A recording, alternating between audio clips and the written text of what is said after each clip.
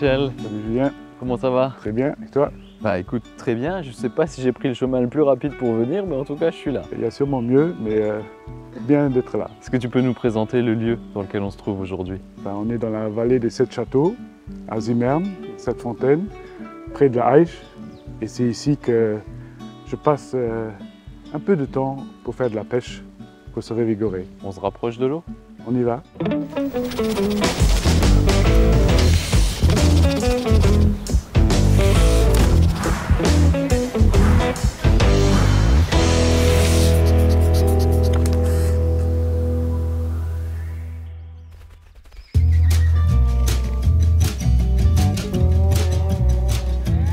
Michel, avant qu'on s'équipe, est-ce que pour les gens qui ne te connaissent pas encore, tu peux te présenter? Mon nom c'est Michel Reckinger. Je suis le patron de l'entreprise Reckinger Alfred à Esch. On est une entreprise de chauffagistes sanitaires, ventilation, climatisation, électricité. En fait, on fait toute la technique du bâtiment. On a aujourd'hui 350 personnes qui travaillent chez nous et on travaille dans tout le pays, aussi bien dans le privé que dans le public. Et donc tu as une passion qui est la pêche. Tout à fait, voilà. Et si tu veux, on va s'équiper. Oui, j'ai absolument aucune expérience, aucune expertise, donc je m'en remets à toi et je te suis.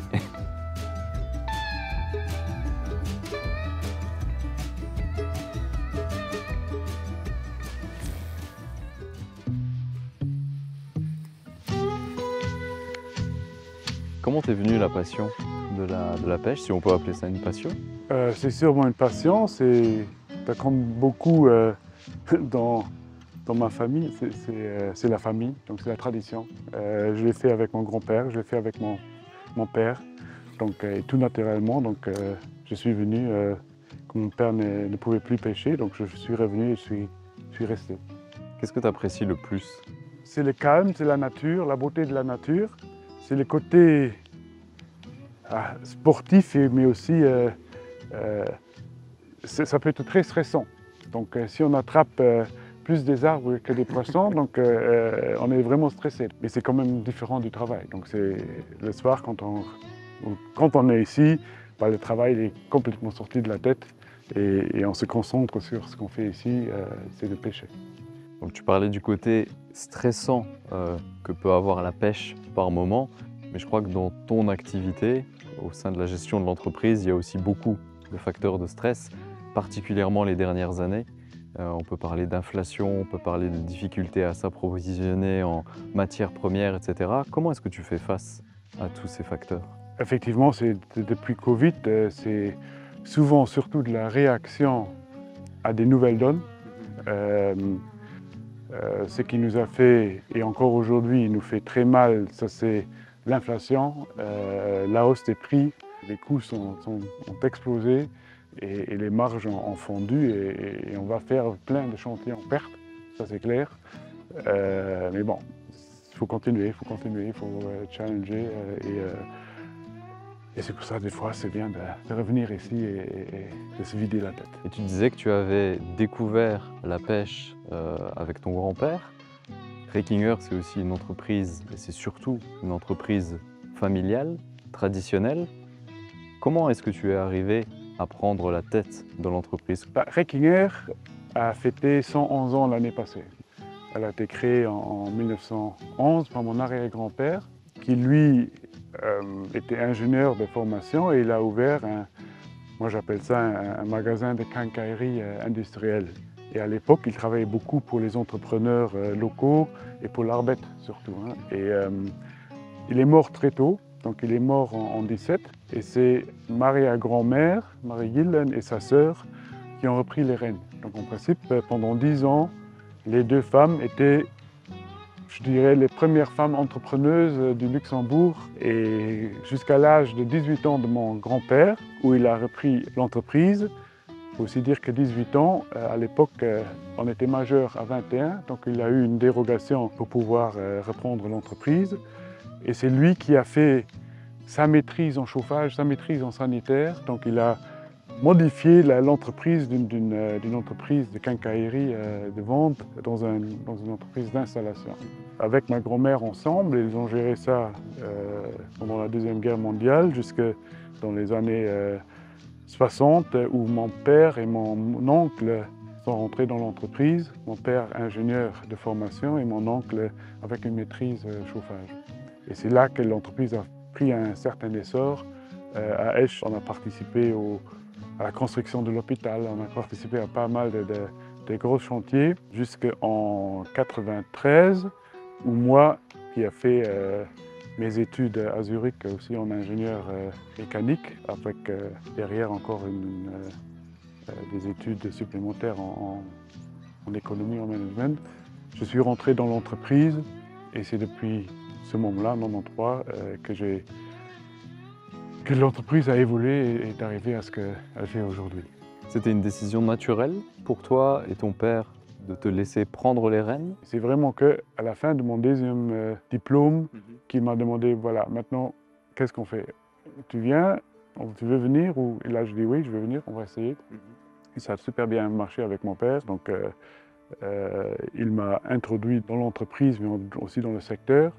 Il a laissé peu à peu, année par année, il a laissé des responsabilités, il m'a donné des responsabilités et je suis devenu le responsable de la société. Il a travaillé jusqu'à sa mort, mais il s'est retiré du business managérial et j'ai repris le tout. Est-ce que c'était une pression supplémentaire pour toi de reprendre le flambeau? Pression non, mais défi. Je crois que si on regarde les valeurs de l'entreprise, la tradition fait sûrement, c'est un des mots-clés. Il y a encore des clients qui me parlent de mon grand-père. Donc ils disent « Ah oui, moi j'étais déjà chez Reckinger il y a 30 ans » ou « Mon père était déjà avec Reckinger ». Donc c'est quelque chose c'est une fierté, mais c'est un défi. Voilà, il faut rester derrière. Tu as parlé de financement. Est-ce que tu peux revenir sur le rôle que la BIL a joué et joue encore dans cette entreprise? Pour avoir une croissance, on a besoin d'une banque. Donc quand je suis rentré, on était à 70, maintenant on est à 350. Ça veut dire qu'il faut avoir une banque à côté pour financer ce développement. Donc c'est plus de personnel, c'est plus de matériel, plus d'outillage, plus de voitures. Donc tout ça, ça doit être financé et c'est pour ça qu'on a besoin de banques. Et là, la BIL, dès le début, elle a participé, elle nous a accompagnés. Et encore aujourd'hui, donc on a plein de projets où on court, où on a besoin de banques.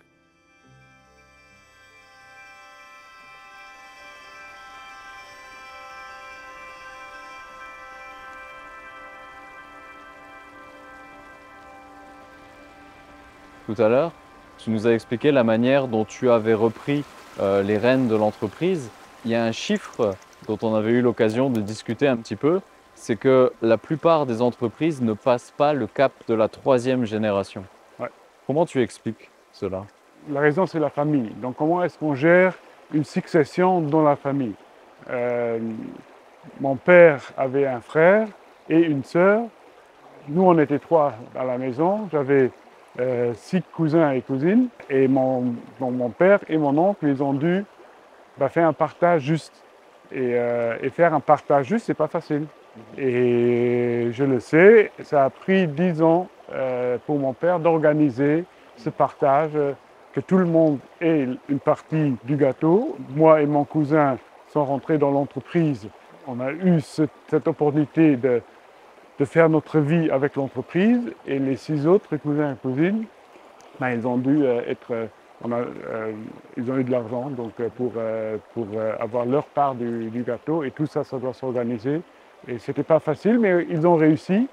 Aujourd'hui encore, on est très copains avec mes cousins et mes cousines, donc il n'y a aucune animosité. Ça nous a permis de passer ce cap de la 3e génération. Tu incarnes donc la 4e génération. Je crois savoir que tu as 3 enfants. Comment est-ce que vous avez, si c'est le cas, abordé le sujet? C'est clair que mes enfants, ils sont nés avec l'entreprise. Donc ils connaissent l'entreprise, ils ont tous travaillé dans l'entreprise.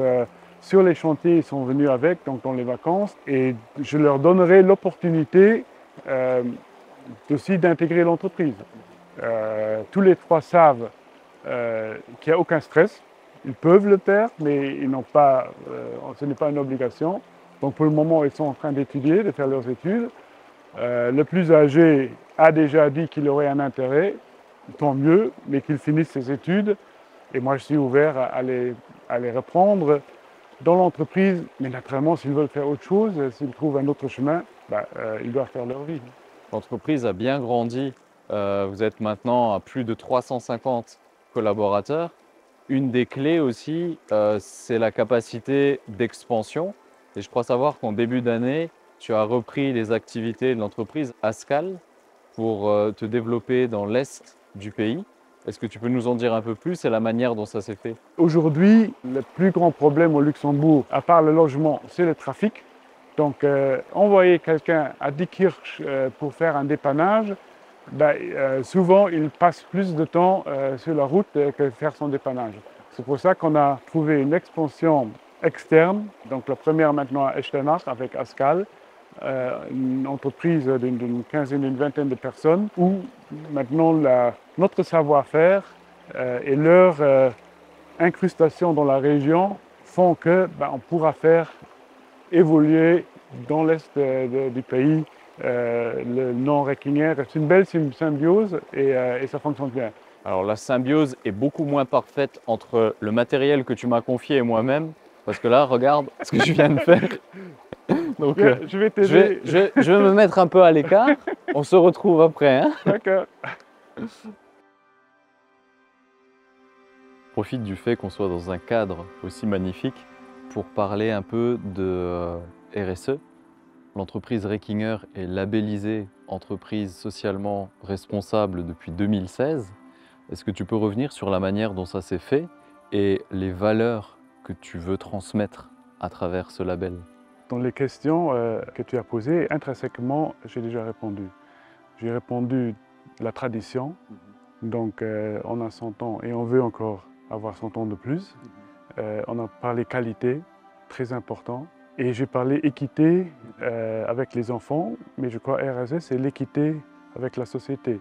Moi, je veux avoir un monde équitable, je veux avoir des salariés qui ont une fierté de travailler pour Rekinger. C'est en les traitant d'une manière responsable que ça se fait.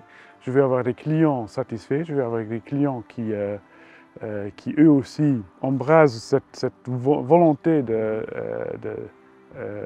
d'un meilleur monde, un monde futur qui soit un monde écologique, social, et tout ça fait partie de la RSE. Depuis 2016, un partenariat très important avec Médecins sans frontières. C'était à l'époque 2016 où les premières vagues de réfugiés arrivaient vraiment au Luxembourg. On a pris contact avec MSF pour les aider à aider ces réfugiés. On a engagé depuis 2016 un long parcours du combattant d'engager des réfugiés, de les ramener chez nous dans l'entreprise. Et c'est quelque chose qui me tient vraiment à cœur et qui fait partie de cette volonté d'être une entreprise socialement responsable et qu'on veut faire vivre avec nos clients, avec nos salariés, avec nos fournisseurs. Ici, je sens de plus en plus en parlant avec toi que ça fait partie de tes valeurs et de tes convictions profondes. Et je pense que c'est peut-être la clé de la réussite. On doit être responsable, on doit faire attention à ce qu'on fait. On doit, par exemple, depuis 3 ans maintenant, chaque client qui veut changer sa chaudière à gaz ou à mazout, on lui propose de mettre une pompe à chaleur. Parce que depuis très longtemps déjà, on est convaincu que la problématique du réchauffement climatique est une problématique dont nous, humains, on est responsable et nous, on a la solution. Donc nous, en tant qu'installateur, on a la solution pour aider, pas contre tout le réchauffement, mais pour que tout le monde puisse faire quelque chose. Donc changer de manière de chauffer, venir du gaz vers de l'électricité verte, être autonome. Donc tout ça, ça fait partie de la RSE, ça fait partie d'un monde futur meilleur pour nos enfants. Et à la BIL, c'est des valeurs qui nous sont chères également. Et je crois savoir que ça a donné lieu, il n'y a pas longtemps, à une nouvelle alliance. Est-ce que tu peux nous expliquer la manière dont ça s'est fait? Un des problèmes dans la mise en place de la photovoltaïque ou des pompes à chaleur, c'est souvent le budget. Quitte à ce que l'État donne énormément d'aide, il y a quand même un certain investissement à faire. Et la BIL, avec nous, on a fait un partenariat pour proposer aux clients des leasings que la BIL peut proposer par rapport à nos offres d'installation à des conditions intéressantes et surtout sans trop de paperasse, avec un devis Rechinger, aller voir sa banque, la BIL, et puis avoir un crédit ou un leasing sur les installations. En tout cas, c'est une belle aventure qu'on est content de partager en ta compagnie. Et une autre chose qui serait vraiment parfaite maintenant, parce que tu connais le concept de l'émission, c'est un bon café. J'en ai un, allons-y. Avec grand plaisir.